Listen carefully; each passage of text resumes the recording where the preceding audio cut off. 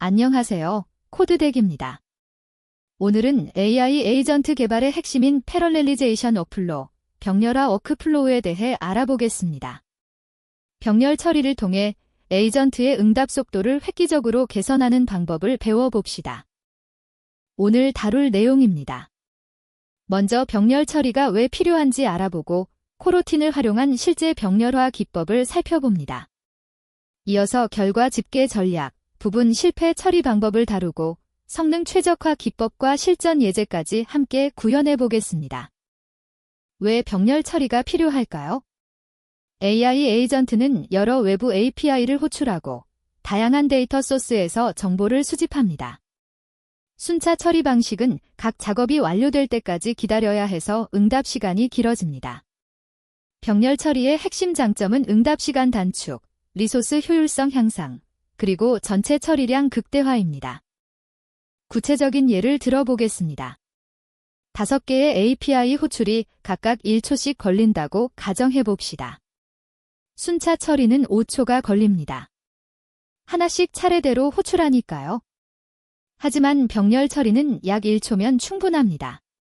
모든 API를 동시에 호출하기 때문이죠. 단순 계산으로도 5배의 성능 향상입니다. 코로틴의 기초 개념을 알아봅시다. 코로틴은 가벼운 스레드로 일시 중단과 재개가 가능한 비동기 프로그래밍 방식입니다. 일반 스레드보다 메모리 효율적이어서 수천 개를 동시에 실행할 수 있습니다.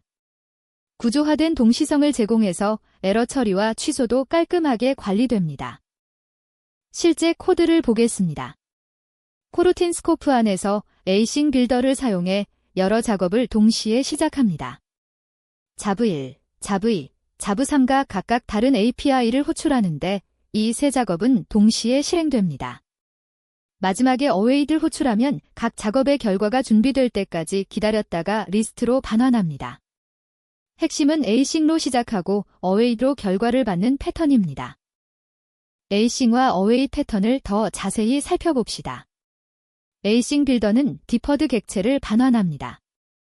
이것은 나중에 결과를 받을 수 있다는 약속, 프라미스와 비슷한 개념입니다.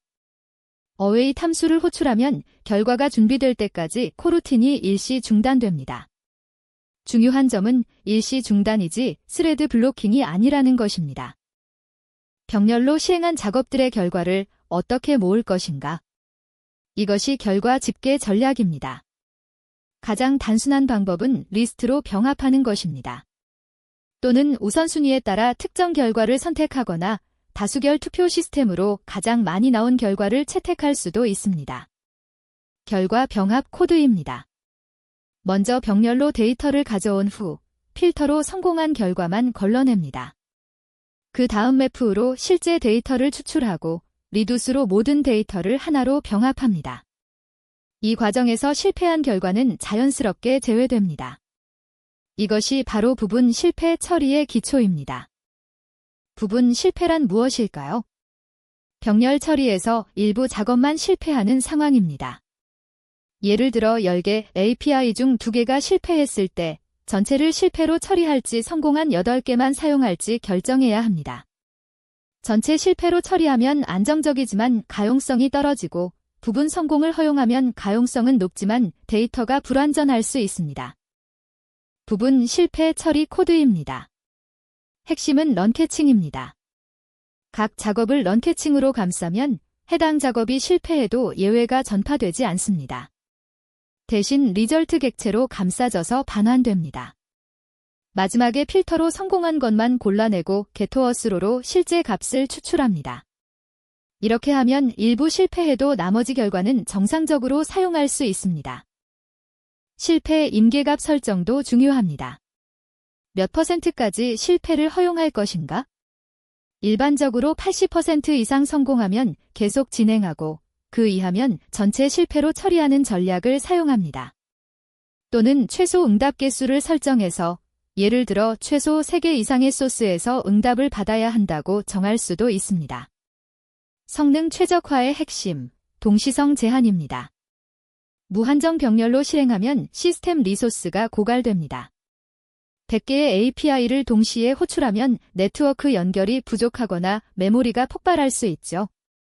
세머포어를 사용해 동시 실행 개수를 제한하면 안정적인 성능을 유지할 수 있습니다. 세머포어 활용 코드입니다. 퍼미츠를 5로 설정해서 최대 5개까지만 동시에 실행되도록 제한합니다. 위스퍼미트 블록 안의 코드는 퍼미트를 획득해야 실행됩니다. 만약 5개가 이미 실행 중이면 하나가 끝날 때까지 대기합니다. 이렇게 하면 수백 개의 작업도 안정적으로 처리할 수 있습니다. 타임아웃 설정도 필수입니다. 느린 API 하나가 전체 응답 시간을 지연시킬 수 있습니다. 위스타임아웃을 사용해 각 작업에 시간 제한을 두면 전체 성능을 보장할 수 있습니다. 개별 작업에 타임아웃을 걸 수도 있고 전체 병렬 작업 그룹에 타임아웃을 걸 수도 있습니다.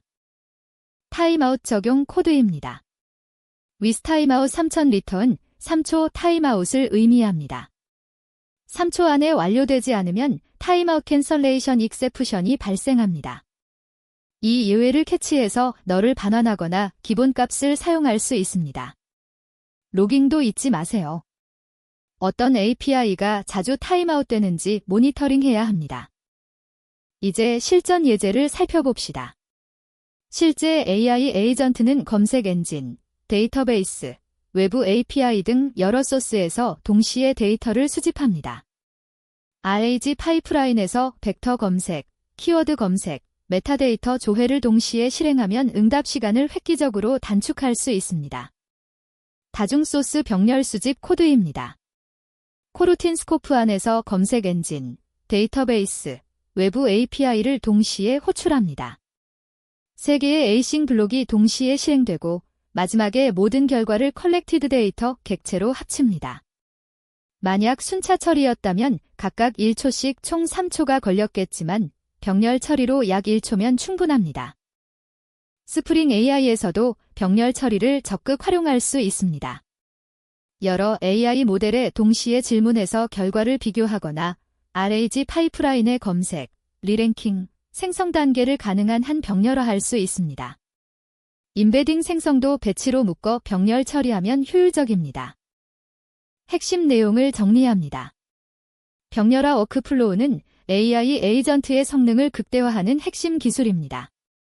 코루틴의 에이싱과 어웨이로 병렬 실행하고 런캐칭으로 부분 실패를 허용하고 세머포어로 동시성을 제한하고 위스타임아웃으로 느린 작업을 제어하세요. 이 4가지를 조합하면 안정적이고 빠른 시스템을 구축할 수 있습니다. 시청해주셔서 감사합니다. 다음 강의에서는 오어키스트레이터 워커즈 패턴을 다룹니다. 중앙 조율자가 여러 워커에게 작업을 분배하고 결과를 수집하는 패턴입니다. 구독과 좋아요 부탁드립니다.